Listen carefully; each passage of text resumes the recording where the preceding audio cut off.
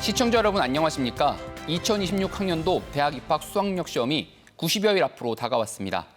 다음 달부터는 수시 모집도 시작됩니다. 올해 대입은 의대 정원이 원점으로 돌아가면서 예측이 더 어려워졌습니다. 지난해 입시 데이터가 쓸모가 거의 없어졌기 때문입니다. 2007년생인 고3 재학생의 경우 작년보다 수험생 수가 10%가량 늘어나는 등 변수도 많습니다. 오늘 시시각각에서는 올해 입시의 변수와 매년 반복되는 대입 제도의 불확실성에 대한 근본 원인을 짚어봅니다. 함께해 주실 분들 소개해드립니다. 대전 대입지원단에 소속돼 있으며 충남고에 재직 중인 박영준 교사 자리했습니다. 안녕하세요. 충남고 소속 박영준입니다. 입시 전문가 임성호 대표 나오셨습니다. 예, 반갑습니다. 종로원의 임성호입니다. 한국대학정책연구소 이종복 이사장 나오셨습니다. 네, 안녕하세요. 모건대학교 이종복입니다. 네, 먼저 준비된 영상 보시고 토론 이어가겠습니다.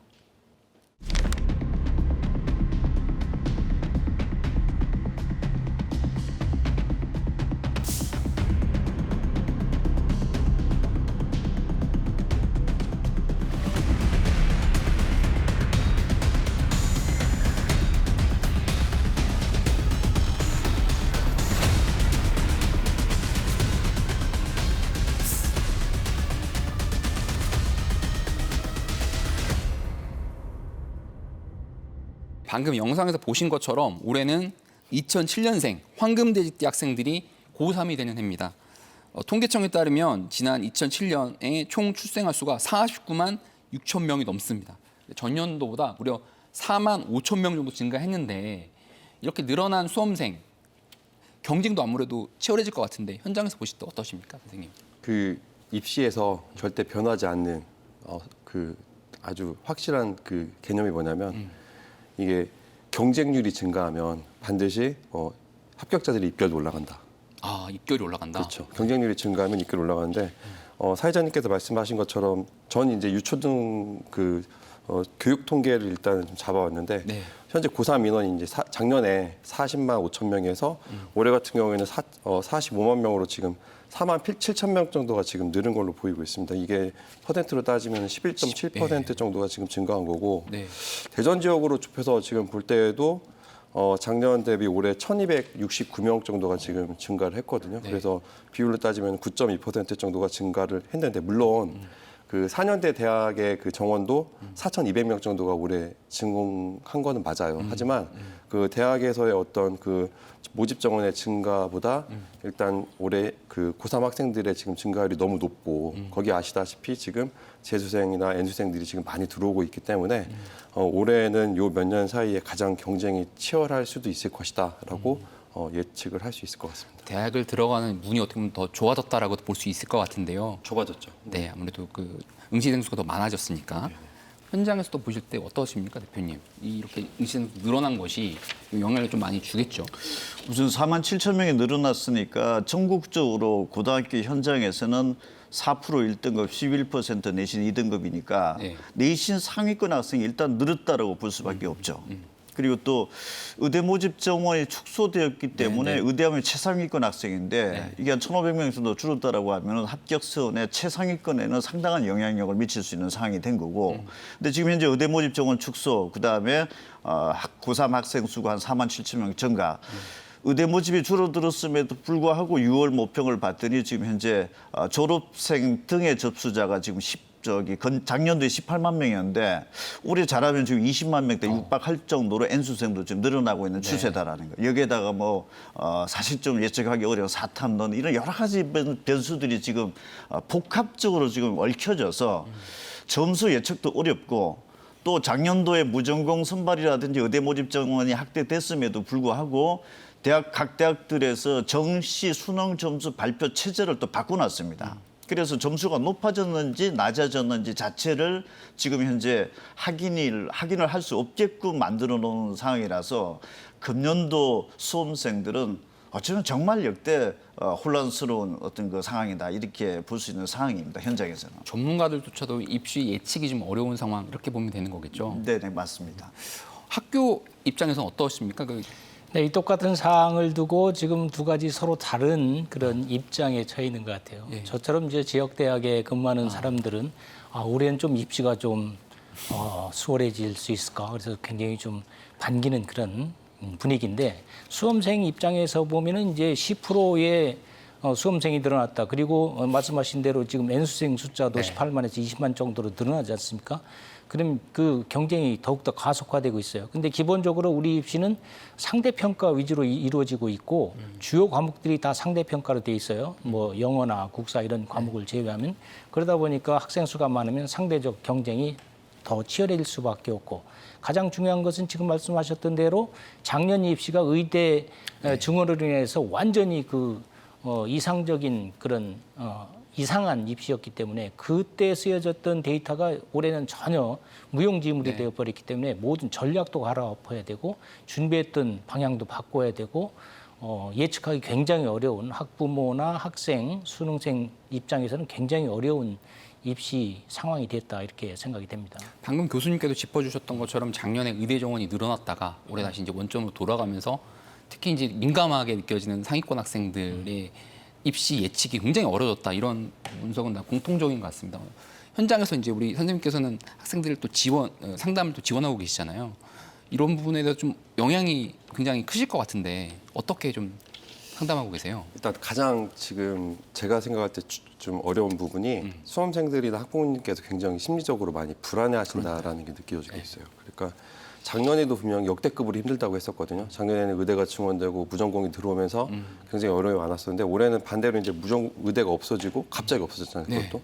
그러면 이제 뭐 예를 들어 작년에 이제 상황을 보고서 올해도 의대가 늘어나겠다고 생각을 해서 재수를 준비하셨던 분도 계실 테고 또 학교에서도 이제 그런 쪽에 맞춰가지고 준비를 하고 있다가 갑자기 이게 또 사라지는 바람에 심리적인 불안감을 느끼시는데 문제가 이 심리적인 불안감을 꼴등부터 1등까지 다 느끼고 있다. 이게 저는 굉장히 문제인 것 같습니다. 왜냐하면 우리가 지금 상수로 봐야 될 게 고등학교 3학년 학생 수는 증가했어요. 그리고 재수생도 아까 말씀하셨듯이 N수생도? N수생 같은 경우에 아까 말씀하셨듯이 일단 6월 모의고사 기준으로 봤을 때도 일단 작년 대비 조금 늘었거든요. 근데 이제 변수가 뭐냐면 과연 이 재수생들이 어떤 그 집단인가에 대해서 고민을 해볼 필요가 있고 또 이 N생들이 수시로 많이 쓸 것인가 정시로 많이 쓸 것인가 물론 경향성은 있지만 거기에 대해서 우리가 이제 확답은 할 수가 없는 상황입니다. 아마도 N생들 같은 경우에는 최상위권 대학이라든가 뭐 의학 계열을 노릴 확률이 높고 또 반수생도 많기 때문에 아마 또 하향 지원을 하지 않을 확률이 매우 높거든요. 그런 것들을 고려를 해봤을 때 의학 계열을 지원한다라든가 아니면은 서울에 있는 최상위권 대학이라든가 첨단학과를 지원하는 고등학교 3학년 수험생들 같은 경우에는 분명 영향이 있으니까 심리적으로 조금 불안감을 느끼는 것도 이해가 되고 또 준비하는데 어려움이 있는 것도 이해는 되지만 뭐 중하위권 학생들 같은 경우까지 우리가 굳이 그런 고민을 할 필요가 있을까라는 생각은 듭니다. 그래서 일단 자기가 지금 어떤 점수가 나왔잖아요. 내신 성적도 이렇게까지 다 나왔고 수능도 이제 모의고사 2번 남았지만 어느 정도 이제 좀 갖춰진 상태이기 때문에 아마 이제 학부모님들이나 수험생들께서는 본인이 갈 대학에 대해서 어느 정도 이제 좀 가늠을 하고 계실 거라고 생각이 들거든요. 그럼 그 대학을 기반으로 해서 만약에 이런 지금 입시 의대 정원 회기라든가 이런 문제가 직접적으로 영향을 받는데 지원을 하실 경우에는 조금 주도 면밀하게 좀 더 준비를 해야 되겠지만 그렇지 않은 뭐 서울에 있는 중위권 대학부터 해가지고 지방에 있는 대학을 쓸 경우에는 너무 걱정을 하지 말고 물론 이제 기본적으로 인원이 조금 증가하긴 하겠지만 일단 작년도의 기준에 맞춰가지고 좀 준비를 하는 편이 좋을 것 같다라고 생각을 합니다. 그러니까 현재는 뭐 상위권부터 중위권, 하위권까지 다 걱정을 하고 있는데 그렇게 할 필요 없다. 중위권과 하위권 학생들은 조금 더 마음을 놓고 차분하게 준비를 하면 된다는 말씀이셨습니다. 어떻게 보세요, 우리 대표님께서는? 일단 그 통합 수능의 금년도가 지금 현재 그 2022학년도부터 지금 도입이 됐기 때문에 지금 5년 차에 지금 가고 있는데 지금 우선적으로 지난해 합격선이 아무래도 바뀌어질 수밖에 없었죠. 그래서 지금 뭐 당장 전국의 39개 의대를 들여다보면은 그 의대 최저 내신 합격선이 4.7등급까지 지금 현재 확인이 되고 있고 물론 작년 기준. 올해 입학생 기준입니다. 올해 입학생 네. 그러니까 올해 입학생 기준. 그 전년도가 지금 한 3.4등급 때까지 나타났던 것이 4.7등급 때까지 일단 떨어졌다. 이건 뭐 지역인재 전형에 아마 특목 자사고 학생으로 좀 추정이 되고 있는데 문제는 1등급 때 1.0, 1.1, 1.2, 1.3 최상위권 극상이죠. 여기는 오히려 의대 합격자 수가 줄어들었고 1.6등급 때 중반대, 1점 후반대 그다음에 2등급이 넘어가는 거. 1.6등급 때 이하 때 합격한 학생들이 작년에 올해 입학생이 전년에 비해서 한 3.4배 증가됐습니다. 100명대에서 지금 500명대로 지금 나와 있을 정도라고 하면은 입시에 상당한 어떤 영향을 미쳤다고 봐야 되는 거죠. 네. 그래서 지금 조금 나눠서 본다라고 하면은 한 1.3등급 이상의 극상의 학생들은 의대 모집 정원 축소가 과연 또 얼마만큼 불이익이 발생을 할 것이냐 좀 고민스러울 텐데 숫자상으로 놓고 봤을 때는 사실 의대 합격 라인에서 1.3등급 대 정도가 되면은 의대 모집 정원이 확대되기 전이었다 하더라도 의대 전체 합격생에서 한 60%를 차지할 정도로 굉장히 그 가치가 높은 등급이다 이렇게 볼 수 있는데 올해는 아마 1점 중후반대, 2등급 초반대 학생들이 의대 지원은 굉장히 주춤할 수밖에 없는 상황이다라고 하는 점들은 좀 인지를 좀 해야 될 것 같고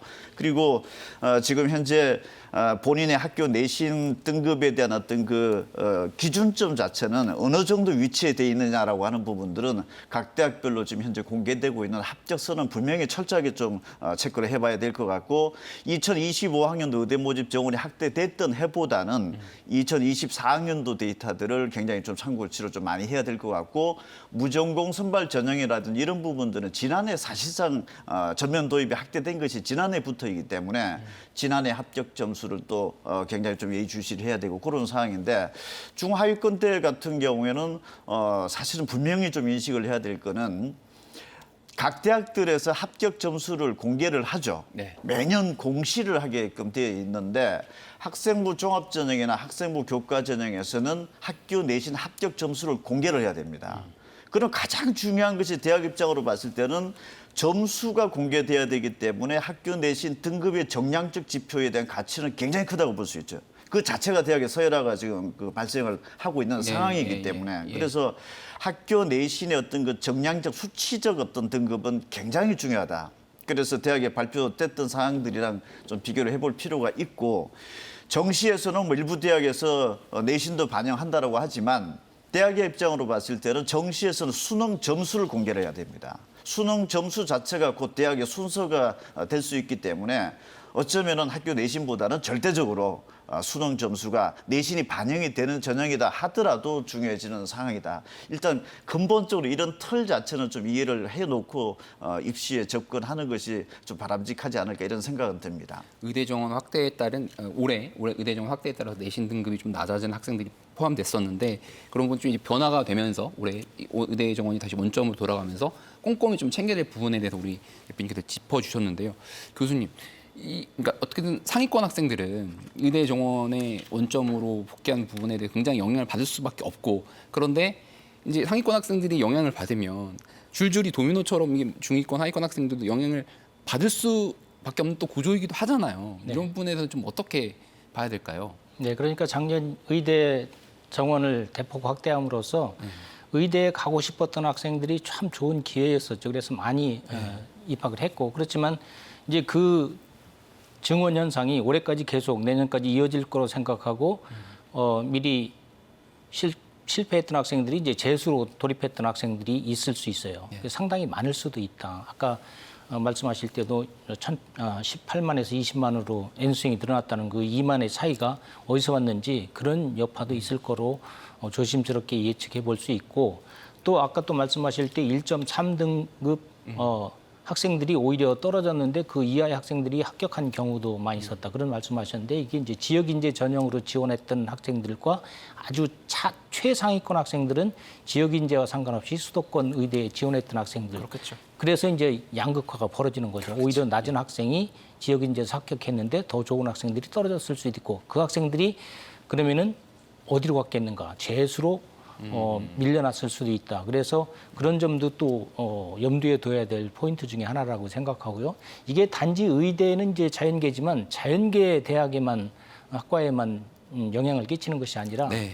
요즘에 소위 그 이과 침공이라고 해서 자연계 학생들이 문과로 지원하는 교차 지원하는 비율이 많았었는데 그러다 보니까 이제 유수 대학의 경영이라든지 뭐 이 일반 사회 계열에 오히려 더 많은 지원자들이 넘치고 또 무전공 선발에서도 네. 또 이게 예측이 인문계가 더 인기가 많을 줄 알았는데 입결을 보면 인문계가 오히려 낮았고 자연계가 오히려 또 높은 현상이 있었고 그래서 굉장히 그 예측이 잘 안 맞는 그런 상황이라서 특히 이 지역에서 공부하고 있는 학생들은 또 지역의 학부모님들은 상대적으로 이 입시에 대한 정보가 굉장히 부족하거나 또는 부정확할 수도 있어요. 그래서 이것이 굉장히 그 학부모님들이나 수험생들에게 혼란의 요인으로 작용하고 있어서 학교에서 이제 일선 학교 선생님들의 도움이 굉장히 우선 필요하고 그다음에 또 적극적인 이런 정보 수집 이런 거에도 학부모님이나 학생들이 스스로 노력을 많이 해야 될 그런 입장이 아닌가 생각됩니다. 그래서 여기서 좀 질문 선생님 현장에 계시는 선생님께 좀 더 추가로 질문을 좀 드리고 싶은 것이 작년과 올해 의대 정원이 확 달라졌잖아요. 그래서 네네. 그 의대 입시를 준비하고 고민하고 있는 학생들한테 해주시는 말씀이 좀 달라졌을 것 같은데 뭐 예를 들어서 보수적으로 지원하라든지 아니면 좀 더 상위권을 지원하라든지 근데 기본 방침이 좀 변화가 있나요 학교에서도? 일단 올해 작년에 모집 인원이 특히 지역인재 전형 중심으로 많이 많이 늘었죠. 늘었죠. 그 말은 뭐냐면 서울권에 있는 대학 같은 경우, 서울에 있는 대학 같은 경우에는 의대 정원의 변화가 없었습니다. 성균관대부터 일단 전화가 있었는데, 그러니까 서울권에 있는 대학들 같은 경우에는 뭐 입결의 변화가 그렇게 있나? 그리고 종합 전형으로 주로 서울에 있는 대학들을 뽑기 때문에 종합 전형에서는 이제 서류를 보기 때문에 일단은 내신의 절대적인 반영 비율이 그렇게 아주 뭐 교과 전형처럼 크지 않다고 생각을 하는데 문제는 이제 지역인재 전형인데 저희가 이제 저희 지역에 있는 이제 국가건축 국립대학교 충남대학교 예를 예. 들어도 되죠? 예, 그럼. 예, 예를 들었을 때 이제 의대도 확실히 이제 2023년 대비 작년 2024 대비 2025년도에 좀 많이 입결이 0.3 정도 떨어졌고 그리고 이제 약대 같은 경우에도 교과가 1.35에서 1.41로 그리고 이제 일반 같은 경우에 지역인재 같은 경우에는 1.40에서 1.56으로 떨어졌죠. 한의대 같은 경우에도 이제 대전대 한의대가 있잖아요. 예. 대전대 한의대도 모든 전형에서 0.2에서 0.4 정도 떨어졌어요. 지금 입결이. 그리고 이제 수의대 같은 경우도 충남대 수의대가 있는데 거기도 이제 재작년에 1.35 정도 교과 일반이 나왔었는데 올해는 이제 1.42 그리고 이제 지역 같은 경우에 1.41에서 1.70으로 다 떨어졌습니다. 그런데 그 밑에 있는 학과들까지 떨어졌다라는 것은 솔직히 이제 대학에서도 얘기를 하지 않고 저희들도 그런 거를 이렇게 잡아내지는 못하고 있어요. 아까 말씀드렸듯이 일단 작년에 일단은 이런 입결이 나왔기 때문에 이제 아까 말씀도 이제 하셨지만 올해 이거를 보고서 만약에 지원을 하는 거 굉장히 위험하다. 안 되죠. 그렇죠. 예. 그래서 만약에 의치한약수 같은 경우에는 반드시 재작년도 거 그리고 3년 전 거 그런 것들의 입시 결과를 일단 보면서 참고점을 삼아서 일단 지원하는 전략이 매우 필요하다고 말씀을 드리고 싶고요. 그리고 이제 중하위권 학생들 같은 경우에는 뭐 크게 고민을 할 필요 없을 것 같다라고 말씀드립니다. 작년도 그 데이터가 입시 데이터가 쓸모가 없어졌다. 작년 걸 보면 안 된다라고 하는 거잖아요. 그러니까 네. 2년 전, 3년 전 걸 봐야 된다라고 하는 게 이게 근본적인 문제는 대입 관련돼서 굉장히 사실은 중3 때부터 어느 정도 이게 틀이 정해져 있어서 4년 전에 대학 입학을 하기 4년 전부터 어느 정도의 틀이 정해 있어서 그대로 좀 준비할 수 있게 하는 안정적으로 예측할 수 있게 하는 4년 예고제라는 정책이 있잖아요. 그런데 작년도 그렇고 지금 올해도 그렇고 굉장히 뭐 손바닥 뒤집듯이 조변석계 아침에 바뀌고 저녁에 또 바뀌고 하는 것처럼 이렇게 쉽게 너무 달라지고 있다 보니까 4년 예고제라는 좋은 정책을 만들어 놓고도 이게 좀 유명무실하다라는 비판을 받을 수밖에 없을 것 같아요. 교수님 보실 때 이런 비판 어떻게 봐야 된다고 보십니까? 네, 이게 4년 예고제라는 게 이제 학부모와 학생들에게 안정적인 입시 준비를 할 수 있도록 그리고 일선 중고등학교에서도 그에 맞춰서 정상적인 교육 과정을 운영할 수 있도록 이렇게 만들어진 제도인데 사실상 이게 권고 사항이고 의무 사항이 아니기 때문에 이것을 뭐 지키지 않는다고 해서 법적으로 위배되고 이런 것이 아니잖아요. 그러다 보니까 이제 정권이 바뀌면 대개 교육 정책까지도 많이 흔들리게 되고 크게 바뀌게 되기 때문에 또 장관이 한번 바뀔 때마다 또 뭐 굉장히 그 교육 기조가 바뀌고 이런 것 때문에 이제 이게 제대로 지켜지지 않고 그래서 4년 예고제라는 게 예고는 4년 전에 했지만 실제 시행은 1, 2년 전에 바뀔 수 있다. 이런 인식이 이제 학부모나 학생들에게까지 다 인식돼 있는 상황이에요.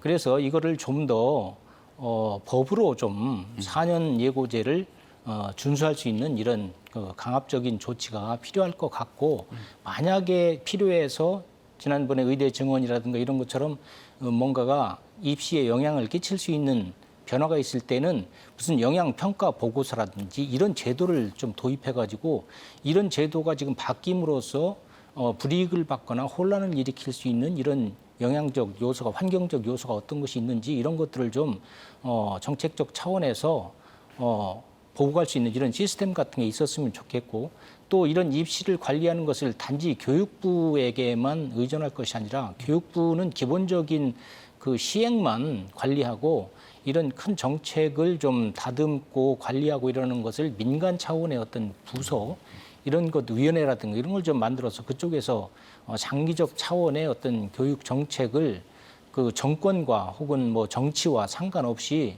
연구하고 또 수립하고 할 수 있는 이런 제도적인 장치가 좀 필요하지 않을까 이런 생각을 해봅니다. 4년 예고제가 이제 권고 사항일 뿐이라 어떤 법적으로 좀 어떤 구속력 있게 좀 바꾸자라는 말씀을 포함해서 여러 가지 좀 대안을 말씀해 주셨는데요. 대표님 그 현장에서 보실 때 이렇게 불확실성이 매년 이렇게 크고 그러면 이게 사실 그 예측하는 것 자체가 어려워진다고 하는 건 좀 문제 아니겠습니까? 어떻게 보십니까? 금년도 고등학교 3학년 학생들이 지금 초등학교 1학년 때부터 정부 정책의 변화들을 보면은 금년도 고등학교 3학년 학생들이 초등학교 1학년이 됐던 2015년도에는 학종이 도입이 됐습니다. 그래서 학교 생활의 활동이 대단히 중요하다. 회장, 부회장도 해야 되고 이런 부분들이 분위기로 초등학교를 입학을 했습니다. 그러면서 초등학교 또 4학년이 되니까 영어도 절대평가제로 바뀌었습니다. 영어, 그러니까 수능도 이제는 절대평가제로 가면서 수능의 비중도 낮추어야 된다. 그런데 초등학교 5학년이 됐던 2019년도에 가보니까 학종을 폐지해야 된다라고 그랬습니다. 굉장히 학종의 그 어떤 그 불공정성 문제가 굉장히 컸던 해였죠. 대신 정시를 들리자 뭐 그런. 그래서 얘기도 있었죠. 중학교 때 가봤더니 학종은 폐지되는 분위기고 수능을 늘리자라고 하는 거 정시 학대가 됐죠. 서울대학교도 40%가 지금 주요 16개 대에 40%를 의무적으로 뽑아라는 정책 변화가 됐었고 중학교 2학년하고 3학년이 됐을 때는 모든 약대가 대학원에서 학부로 전환이 됐고 또 의전원에서 학부 선발로 의대도 바뀌었고 분위기 자체가 메디컬 분위기로 조성이 됐죠. 의전원으로 갔다가 다시 전환. 그래서 다시 수능이 중요한 분위기로 중학교 때 됐었는데 고등학교 1학년 딱 올라갔더니 한 6월 달 정도 되니까 수능이 중요한 분위기였는데 수능에서 어려운 킬러 문제를 빼라. 그래서 수능의 준비에 학습 정도를 어디에 포커스를 맞춰야 될지가 헷갈렸고 고등학교 2학년이 되니까 갑자기 의대 모집 정원이 대폭 확대. 고등학교 3학년이 되니까 의대 모집 원점 회기.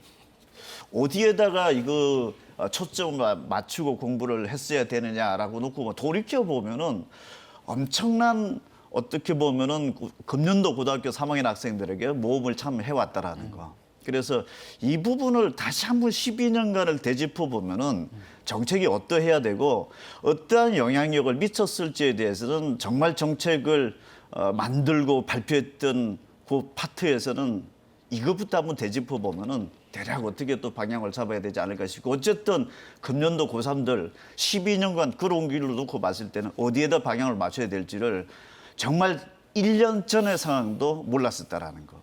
그런 상황인 것 같습니다. 혹시 2007년생 자녀가 있으신가요? 저는 다 지났는데 금년도 고등학교 3학년 학생들을 제가 되돌아보면 그렇게 됐었는데 네. 근데 지금 이제 이 통합수능이라는 이 제도도 내년도 끝난 거죠. 2028학년도부터는 내신도 5등급제고 수능도 바뀌어진다 해서 문이과 완전 통합으로서 2028, 현 고1이죠. 적용 아직 안 됐죠. 시행 자체도 안 해봤는데 지금 무슨 얘기가 나오고 있냐면은 앞으로의 대학 입시 정책의 변화를 지금 현재 예고도 하고 있고 뭐 절대평가제로 간다라든지 등등이 지금 얘기가 되고 있는 상황입니다. 어떻게 보면은 대한민국의 교육 정책은 정책을 만들고 현 고1이 시행도 해보기도 전에 다른 정책 변화를 어느 한 파트에서는 지금 현재 연구하고 있다라는 거. 근데 근본적으로 그렇게 자꾸 바뀌는 그런 정책의 변화가 근본적으로 왜 그렇게 된다고 우리 평가하십니까? 정책을 만드는 파트에서 정책의 확실성이 성공에 대한 확실성이 너무 지나치고 과도하다라는 거. 그래서 뭔가 문제가 생기면은 없애면 되는 걸로 인식을 하고 뭔가 새로운 제도가 하나 만들어지면은 이 제도는 분명히 뭔가 확실성이 있다라는 어떤 지나친 거. 그래서 이 부분들이 정말 좀 겸손하게 접근을 해줘야 되는 거지. 지금 정책이 시행도 안 해봤는데 다른 정책을 강구하고 있다. 너무 지나친 서로의 자신감들인 거죠, 이게. 그래서 이런 정책적인 부분들은 정말 신중하게 하고 시행을 했다라고 하면 시행의 문제점들이 드러났을 텐데 그 부분의 문제들을 정말 조심하게 접근을 하면서 해줘야 되지. 만약에 이런 식의 한 학생에 대해서 12년 동안 이런 어떤 그 모험을 할 바에는 차라리 정책을 하지 않는 게 답이죠. 그냥 국가가 할 수 있는 부분들은 안정적이고 공정한 뭐 수능이 됐든지 그런 시험을 국가가 관리하는 정도. 그리고 학교에서 학교 중간고사, 기말고사가 공정하게 관리될 수 있게끔 학교에서 그런 어떤 시스템을 갖춘다는 거. 나머지 모든 부분들은 뽑는 대학의 입장에서 선택을 할 수 있게끔 오히려 이런 부분들이 더 낫지 않나라는 생각이 들고 지금 너무 미시적으로 디테일한 부분들에서 지나치게 관여를 하고 있고 그 지나친 관여가 오히려 정말 말로 표현할 수 없을 정도로 심각하게 어떤 특정 학생들에게 지금 수험생 입장으로 봤을 때는 어떻게 보면 지금 현재 난도질을 당하고 있는 분위기지 않느냐 그런 생각이 듭니다. 우리 2007년생들의 어떤 입시 정책과 관련된 순환사를 지금 잘 말씀해 주셨는데요. 아까 교수님께서 말씀해 주셨던 것처럼 어떤 정책을 하기 전에 영향평가를 한번 해보든지 아니면 정말 말씀하셨던 정말 확증에 찬 그런 정책을 하기 전에 그분들이 좀 겸손하게 민간인들한테 민간 전문가들한테 물어본다든지 이런 좀 대안을 거치면 더 좋을 텐데라는 아쉬움이 듭니다. 우리 선생님께서는 현장에서 학생들에게 이제 이렇게 계속 변화하는 대입 정책에 관련돼서 설명을 또 해주고 안내를 해주셔야 되는 그런 일을 또 하고 계시잖아요. 현장에서 좀 보실 때 이렇게 자꾸 변화하는 정책 어떻게 좀 보세요? 일단 대표님이 말씀하신 걸 들으면서 거의 12년 동안의 우리 대입의 역사를 다 한 번에 강의를 들은 것 같아서 되게 공감이 많이 됐고 네. 근데 저는 이 포인트를 하나 첨언을 해드리고 싶은데 이제 과연 이제 예를 들어서 학종이 폐지가 됐어요. 그게 과연 교육적인 목적에서 학종이 폐지가 됐냐. 그러니까 대입공정서 강화 방안이 나온 이유가 그게 정말 교육적으로 도움이 되고 우리 아이들한테 도움이 돼서 나왔나. 옛날에 영어가 절대평가제가 폐지가 되었는데 그것도 이제 그 당시에 과연 그 영어를 절대평가로 바꾸는 게 교육적인 목적 때문에 그랬는지 아니면 다른 이유 때문에 그랬는지. 정치적 목적이 있었는데. 제가 생각할 때는 지금 이게 굵직굵직하게 또 물론 아까 말씀하셨듯이 이제 2022 개정교육과정에서 지금 이제 우리가 고교학점제가 지금 1학년부터 진행이 되고 있는데 이게 절대 평가를 해야 되는 상황임에도 불구하고 상대 평가가 지금 들어와서 굉장히 혼선이 많거든요. 그러면 이런 지금 굵직굵직한 어떤 그 교육 정책들이 실행이 될 때마다 과연 이게 교육적인 목적으로 실행이 된 건지 아니면 교육이 아닌 다른 어떤 외적인 목적 때문에 이것들이 변화가 되었는지라고 생각을 할 때 저는 후자 쪽의 영향이 더 크다라고 저는 솔직히 생각을 합니다. 교육적인 게 아니다. 예, 그렇기 때문에 교육적인 어떤 정책을 추진을 하는데 교육적이지 않은 어떤 목적을 달성하기 위해서 추진을 하니까 당연히 문제가 발생을 하겠죠. 그래서 앞으로 이제 혼선이 일단 없어지려면 교육 정책을 짤 때는 최소한 우리가 가장 국가 정책 중에 가장 보수적으로 짜야 될 게 국방하고 교육이라고 보통 얘기 많이 하잖아요. 교육 정책만큼은 일단 다른 어떤 이익 집단이라든가 아니면은 뭐 여러 가지 정치 논리에 좀 휘둘리지 말고 만약에 한번 세웠으면 그걸 좀 굵직하게 좀 지켜나가는 것이 중요하지 않을까라고 생각을 하고 있습니다. 그러니까 대안에 대해서까지 지금 이제 짚어주셨는데요. 정말 왔다 갔다 하는 그런 정책의 어떤 교육적인 목적이 굉장히 강조돼야 된다는 점, 교육 목적 이외에 다른 점이 개입돼서 안 된다는 점을 좀 짚어주셨고 또 한번 정했으면 좀 밀고 나가는, 좀 쭉 밀고 나가는 그런 효과를 볼 때까지 그런 정책들에 대한 중요성을 말씀해 주셨는데요. 결국 뭐 학교 현장도 그렇고 뭐 입시 학원 현장도 그렇고 결국 피해를 입는 건 아까 우리 대표님께서 말씀해 주셨지만 수험생들 그리고 학부모들이잖아요. 이런 수험생들과 학부모들이 굉장히 불확실성에 시달리면서 어려워지는데 이런 수험생들이 좀 도움이 될 만한 것들은 없을까요? 좀 도움이 될 만한 뭐 학부모들이나 수험생들에게 도움이 될 만한 좀 조언을 해주신다면 어떤 게 좀 있을까요? 지금까지 진행을 해온 걸 보면은 어떻게 보면은 정부 정책에 반대로 공부했던 것이 이길 수도 있었겠죠. 그러니까 정부가 이게 중요하지 않다라고 얘기했을 때 오히려 미래에 가면 그게 더 중요해질 수 있다. 제가 봤을 때는 뭐 학생부 종합 전형이 됐든 뭐 학생부 교과 전형이 됐든 정말 내신 성적 중요합니다. 네. 아무리 어떤 서류가 어떤 심사 내용이 좋다 하더라도 내신이 중요하다. 내신에 대한 어떤 그 등급 자체가 확보되지 않은 상황에서 그 어떤 여러 가지 서류 관련된 내용들을 과연 어떤 그 굉장히 큰 가치를 가지고서 평가를 받을 수 있을 것인가 이런 부분들은 제 개인적인 생각으로 봤을 때는 조금 다른 생각도 많이 듭니다. 결론적으로 뭐 수능이 됐든 학교 내신 성적이 됐든 고교 등급제가 적용이 되든 정말 근본적으로 기초적인 학문 분야에서 정말 철저하게 대비를 해놓는 것밖에 없지 않느냐. 그래서 수능이 별로 중요하지 않을 것이다. 함부로 예측을 해서도 안 되고 단순하게 보면은 영어도 절대평가제가 됐지만은 학교 내신에서는 중간고사, 기말고사에서 지금 현재 상대평가인 거죠. 결코 중요하지 않은 과목이 아닌 거죠. 그리고 영어도 보면은 절대평가 되면은 뭐 1등급이 그저 나올 것 같지만 사실 대단히 어려운 상황이기도 하고 그런데 어쨌든 제가 봤을 때는 근본적으로 그 기본적인 어떤 공통 기본 교육 과정 여기에 대해서는 정말 철저하게 대비를 할 필요가 있고 그게 전제하에 뭔가 다른 부분들이 좀 수반됐으면 하고 또 정책적인 어떤 변화에 따라서 여러 가지 예상도들이 나오고 있는데 그게 너무 일희일비하지 않는 것이 저는 개인적으로 제일 나아 보이고 현재 고등학교 1학년 학생들이 지금 당장 과목 선택을 어떻게 해야 되는 질문도 지금 현재 받고 있는 상황입니다. 그렇죠. 고교 학점제 때문에. 그렇죠. 근데 사실 뚜렷하게 답변할 뭔가 구체성도 없습니다. 이럴 때일수록 정말 그 교육 과정에 철저하게 준하게끔 좀 학습을 해두는 것이 바람직하지 않나라는 어떤 어떤 근본적인 어떤 말씀을 좀 드리게 됩니다. 이 주제 관련해서 혹시 좀 덧보태신 말씀 있으시면 하셔도 되고요. 아니면 네, 교수님. 지금 말씀하신 대로 이제 입시가 이렇게 불확실하고 불투명하고 예측 불가능하게 되면 결국은 이제 사교육으로 많은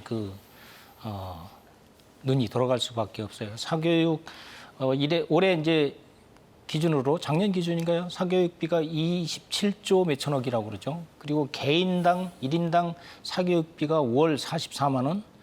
그건 평균이에요. 그러니까 사교육 안 받는 학생들 것까지 합해서 네.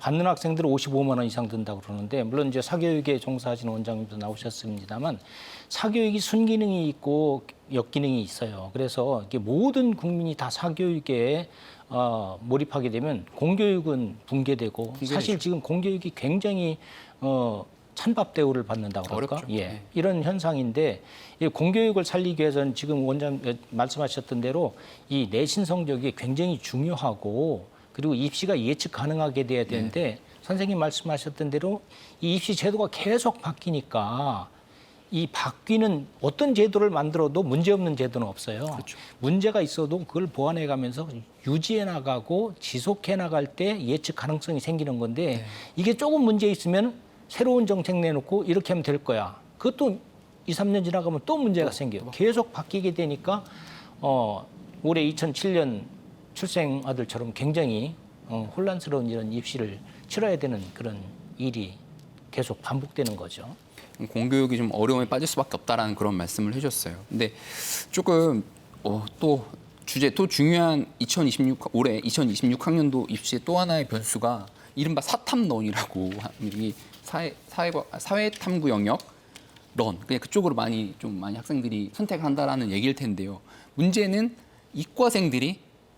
문과생이 아닌 이과생들이 과학탐구가 아닌 사회탐구를 많이 지원을 한다라고 하는 조금 어떻게 보면 정상적이지 않아 보이는데요. 이건 결국 그 대학들에서 인정을 해주기 때문에 이과생들이 사탐론을 해서 좋은 점수를 받으면 그걸 인정해주기 때문에 생기는 문제 아닐까 싶은데요. 근데 제가 볼 때 이게 별로 정상적이진 않아 보이거든요. 어떠세요, 선생님? 우선 저는 이제 공교육에서 교사를 하고 있기 때문에 사탐론은 결연히 반대합니다.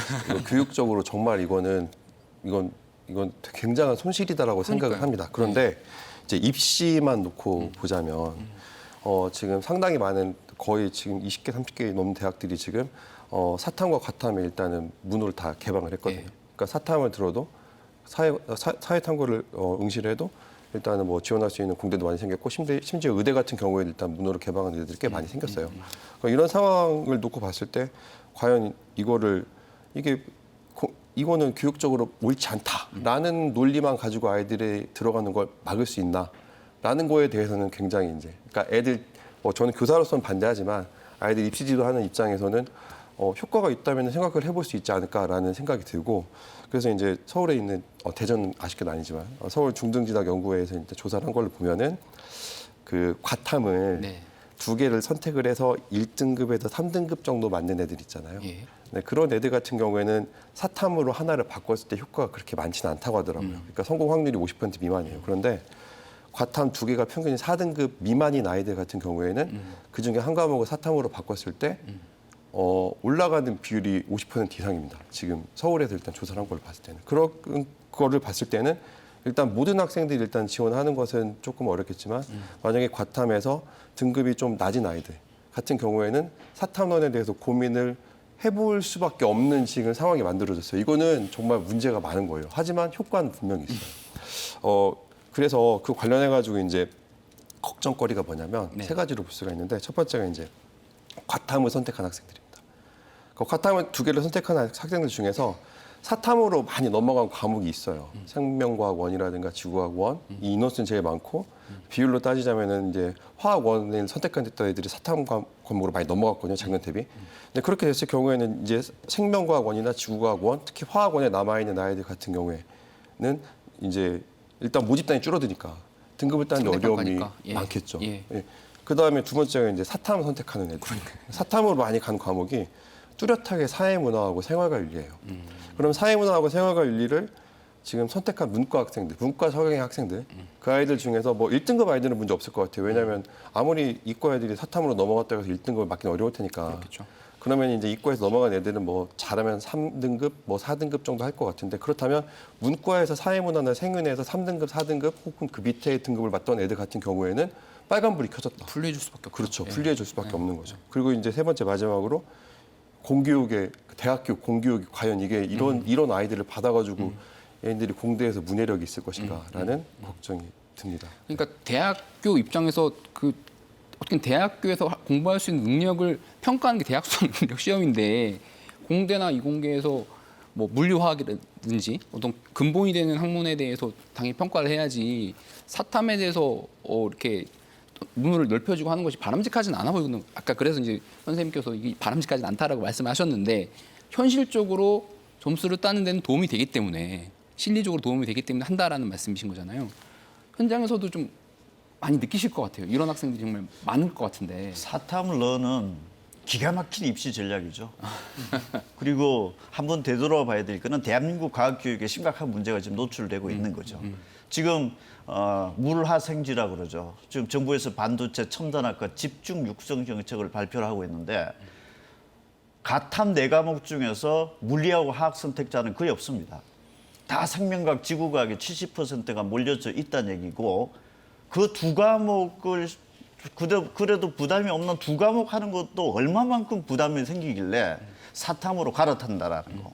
지방권 학생들 중에서 학교 내신 성적이 우수하고 내가 정시보다는 수시를 노려야 되고 수시에서 수능 최저를 맞춰야 된다라고 했을 때 가탐 2과목보다는 1과목 정도 또는 2과목에서 사탐으로 갈아탔을 때 자신감이 생기고 1, 2등급 확보가 가능하다. 괜찮은 전략인 거죠. 이거 누구도 부인할 수 없는 상황이 되는 거고 다만 이 부분이 나타난 부분들에 대해서 아마 이 방송을 시청하고 계시는 초중고 부모님들이 보신다라면은 대한민국 수험생들이 과학 과목을 얼마만큼 어렵게 지금 느끼고 있는지를 그대로 여실히 지금 보여지고 있는 상황인 거고 현 고1부터는 2028 대입제도부터 사회하고 과학 시험을 그래서 둘 다 무조건 다 봐야 되죠. 과학 과목이 굉장히 중대 변수로 떠오를 수밖에 없다라는 하나의 메시지 전달도 되는 거고 공부해야 된다는 말씀. 이렇게 사탐론이 된 거는 어떻게 보면 이것도 정부 정책이었습니다. 이과에서 문과로 들어왔을 때 이과 학생이 경제학과를 간다고 하면 과학탐구 과목도 인정을 해줬죠. 상위권 대학들에서. 반대로 상위권 대학들에서 사탐 과목을 준비한 학생이 점수를 가지고 있는 학생이 컴퓨터라든지 의대라든지 이쪽의 지원은 원천적으로 차단이 됐습니다. 그럼 불균형 아니냐. 그래서 문과 학생들이 사탐을 선택하더라도 우리 대학에 공대 올 수 있다. 문호를 허용을 해줬는데 아주 문과 학생들이 넘어가는 거는 없고 이과 학생들이 사탐으로 갈아타면서 전략적인 점을 현재 이용을 하고 있는 거죠. 그래서 여기서 발생할 수 있는 부분의 문제는 뭐 상식적인 거죠. 수강생 수가 많아야 수능에서 무조건 유리한 거죠. 4% 11%가 정해져 있고 100분위 점수가 수강 인원에 준하게끔 되는 거기 때문에 가탐 학생들은 정말 의대를 준비하는 학생이다. 정말 8월 21일부터 수능 원서 접수가 시작이 되고 9월 달에 발표가 됐을 때 어떤 특정 가탐 과목에서 지난해보다 급격하게 응시 인원이 줄었다. 추석 때 심각한 비상이 걸리는 거죠. 이거 정말 수능 1, 2등급 다른 데 있어서 가탐 특정 과목에서 문제가 심각해졌다라고 하면은 이 학생은 사탐 런 때문에 발목을 수시에서도 제대로 잡힐 수가 있는 거고 반대로 또 사탐 학생들은 기회인 거죠. 많은 학생들이 들어왔기 때문에 1, 2등급 따기가 쉬운 거죠. 그런데 지금 상위권 대학하고 상위권 의대에서조차도 금년도에 추가로 사탐 과목을 허용을 해줬습니다. 범위가 상위권 대학, 상위권 학과에서 확대되다 보니까 실제 본수능에서 상위권 이과 학생들이 사탐으로 갈아탔다라고 하면은 지금 현재 사탐 과목에서 고득점을 맡고 있는 학생도 혹시 본수능 때 상위권 애들이 많이 들어온다라고 하면 내 점수가 낮아질 수도 있지 않느냐라고 하는 합리적 예상을 할 수도 있는 거죠. 약간 선생님이 예상하신 부분을 또 넘어서는 또 예측이네요. 전 단계에서 사실은 불안해할 수밖에 없는 거고 그러니까 금년도는 참 탐구 과목이 중대 변수 과목이다라고 뭐 표현할 수밖에 없는 상황인 거는 분명한 것 같습니다. 논의가 너무 재밌고 뜨겁다 보니까 준비했던 질문들 다 소화하지 못할 것 같고요. 예, 지금 이제 거의 마무리를 좀 해야 되는 이제 시간인 것 같은데 좀 급하게라도 좀 정리를 해보려고 합니다. 세학 수학능력 시험이 이제 11월 13일 날 열립니다.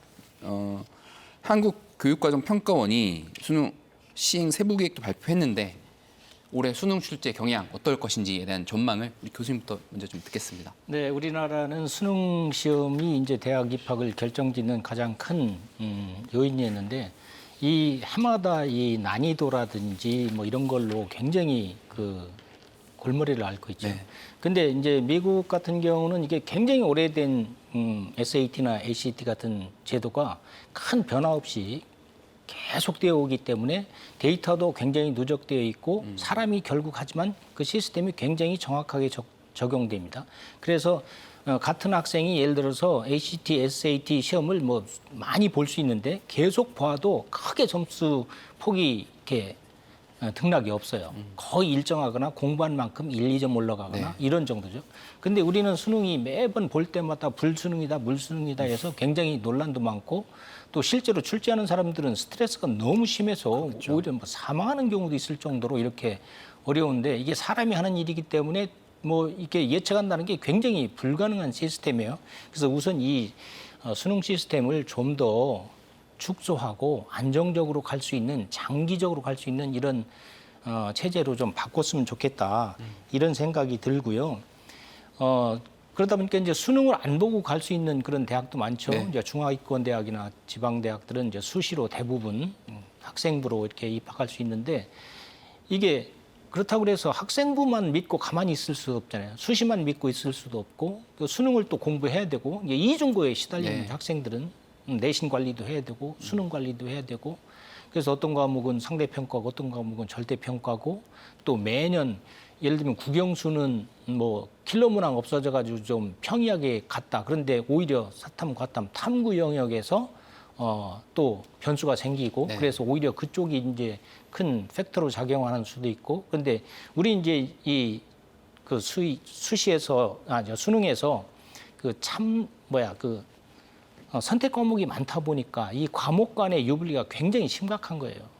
그러면 과목이 쉬운 과목도 있고 어려운 과목도 있고 그래서 점수를 많이 쉽게 딸 수도 있고 그렇지 않은 경우도 있는데 그렇다면 그게 공정과 공평의 문제까지 이제 이어질 수 있는 거죠. 그걸 방지할 수 있는 방법, 이 과목 간의 그 보정 시스템이 제대로 작동이 되면 표준 점수를 이용하든 어떻게 하든 이거를 점수를 조정할 수 있는 그런 기능이 작동돼야 되는데 이게 거의 작동되지 않으니까 아까 말씀했던 그 사탐론 이런 게 심각해지고 또 이과 침공 현상도 많아지고 이런 어려움이 계속 그 반복되는 거죠. 어떤 예측 불가능성과 어떤 불공정성을 원천적으로 막을 수 있는 그런 대책 마련이 필요해 보입니다. 우리 대표님께서는 올해 수능 출제 경향 어떻게 보십니까? 통합 수능이 2022학년도부터 지금 진행이 되어 왔고 보통 수능 때 이제 표준 점수 최고점이라고 합니다. 네. 표준 점수 최고점 한 문제도 안 틀렸을 때 찍혀 나오는 표준 점수가 몇 점이냐?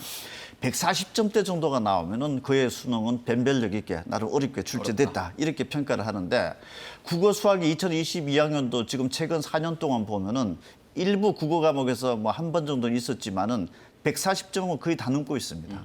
수학도 4년 연속 140점이 넘어가고 있고 국어 같은 경우에는 150점대까지 정말 불수능이라고 그러죠. 일단 140점이 넘어갔다라고 하는 기조가 지금 현재 유지되고 있다라고 하는 거는 변별력 있게 출제를 하겠다라는 강력한 메시지입니다. 금년도에 쉽게 출제할 이유도 없습니다. 그러니까 지금 현재로 놓고 봤을 때는 현재 수능 현재 나와 있는 시점으로 봤을 때는 심화학습의 문제들 중요하다 이렇게 인식을 좀 하는 것이 좀 바람직하다고 보고 영어도 절대평가지만은 지금 현재 1등급이 10%가 안 넘어가고 있습니다. 많아봤자 7%대고 4%대까지 나올 그 4%대라고 하는 상대평가에 준하는 정도 난이도입니다. 그래서 영어는 대체적으로 1등급 구간대에서는 변별이 있게 출제되고 있고 다만 2등급대 구간으로서 범위가 확대가 돼 보면은 영어는 절대 포기하지 말고 지금 대학에서 공개된 점수로 보면 2등급대 정도가 확보가 되면은 어느 정도 안정권에 들어가 있다 이렇게도 볼 수 있는 상황인데 어쨌든 국어, 수학, 영어 모두 제가 봤을 때는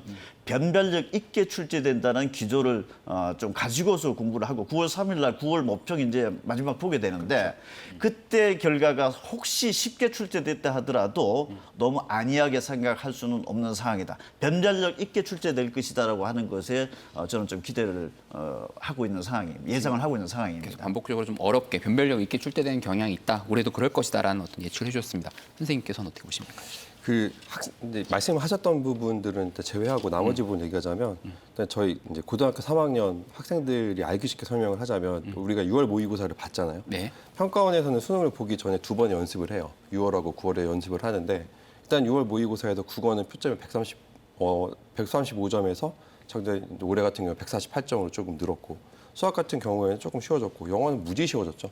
작년에 6월 달에 아시겠지만 상상할 수 없을 정도로 영어가 어려웠었는데 올해 6월 모의고사에서는 1등급이 19%가 나왔습니다. 이게 되게 문제인데 그래서 그 고3 학생들 이해하기 쉽게 말씀을 다시 한번 드리자면 국어는 6월 모의고사보다는 어렵게 나올 확률이 높다. 수학 같은 경우에는 최소한 비슷하게 나오거나 약간 쉬워질 수도 있겠지만 일단 비슷하게 생각을 해야 된다. 그리고 가장 중요한 게 영어인데 영어는 무조건 어렵게 나올 것이다. 그러니까 6월 모의고사를 보고 너무 쉬웠으니까. 그렇죠. 예. 6월 모의고사를 보고 아이들이 이제 수능 최저가 지금 중요하잖아요. 영어는 솔직히 정시에서는 그렇게 영향력은 없어요. 근데 수시에서는 수능 최저가 걸려 있을 경우에는 영어가 굉장히 중요한데 학생들이 지금 이 6월 모의고사 보고 내가 수능 최저를 맞췄구나라고 생각을 했는데 실제 그 난이도가 아닐 수 있기 때문에 어려울 수 있기 때문에. 예. 그래서 공부를 할 때 조금 철저히 해야만 할 것이다. 지금 영어 6월 달에 잘 나왔다고 만약에 놔두고 다른 거 공부하다가 큰 코 다칠 수 있다. 평가원에서는 아마 영어 같은 경우에는 이상적으로 생각하는 게 6에서 8% 정도가 절대평가에서 1등급 구간이라고 지금 알고 있는데 그 정도를 맞추기 위해서 아마 각고의 노력을 할 것입니다. 그리고 9월 모의고사도 물론 중요하죠. 하지만 9월 모의고사도 평가원에서는 6월 모의고사에 나온 결과를 보정을 하기 위한 하나의 과정이에요. 그러니까 거기에 너무 일일비하지 말고 일단은 전반적으로 봤을 때는 아까 이제 대표님께서 말씀하신 경향성이라든가 아니면 제가 아까 조금 말씀드린 것들 합쳐가지고 일단 생각을 해본다면 좀 도움이 되지 않을까라고 생각을 합니다. 각 과목별로 이렇게 좀 나눠서 봐야 될 것이고 또 너무 쉽게 나왔다고 또 안주하지 말고 또 너무 어렵게 나왔다고 해서 너무 기죽지 말고 끝까지 포기하지 않고 끝까지 좀 봐야 되겠네요. 네. 예. 오늘 말씀은 여기까지 이제 듣는 걸로 하겠습니다. 우스갯소리로 우리나라 많은 국민들이 전문가인 두 분야가 있습니다. 바로 축구와 교육입니다. 검사 때 수사 좀 해봤다고 대통령이 교육 전문가를 자처하고 교육부 장관은 그런 대통령에게 아첨하던 것이 바로 지난 정부 때 벌어진 일입니다. 이제 진짜 교육 전문가, 입시 전문가가 나서야 하지 않을까요? 그리고 수험생 여러분께도 전하고 싶은 말이 있습니다. 당장 눈앞에 보인 대학 입시가 인생의 전부인 것 같지만 좀 더 멀리 보면 앞으로 더 중요한 관문이 많이 기다리고 있고 만약 지금이 부족하다고 생각한다면 앞으로 얼마든지 지금의 부진을 만회할 기회가 있습니다. 조금 더 마음 편하게 지금의 이 시간을 보내시기 바랍니다. 오늘 방송은 여기서 마칩니다. 함께해 주신 시청자 여러분 고맙습니다.